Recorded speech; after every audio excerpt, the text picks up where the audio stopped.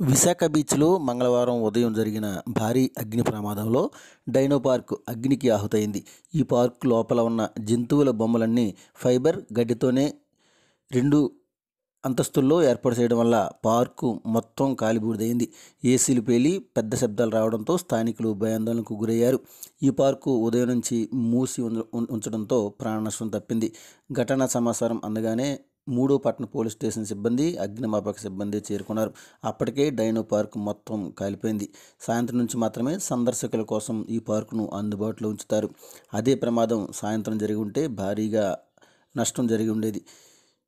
ఈ ప్రాంతంలో dino park మొత్తం బూడిద కావడంతో సుమారు 60 లక్షల రూపాయల నుంచి ₹1 కోటి వరకు నష్టం జరిగి ఉండవచ్చని అధికారులు అంచనా వేస్తున్నారు.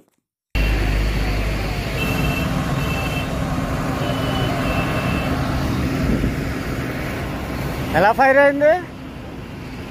సినిమా యాక్టర్ ఆలీ ఫ్రెండ్ది ఇది. సినిమా యాక్టర్ ఆలీ ఫ్రెండ్ది. కే సీన్ అని కిల్పత్ సీన్ నెంబర్ ఉందలే.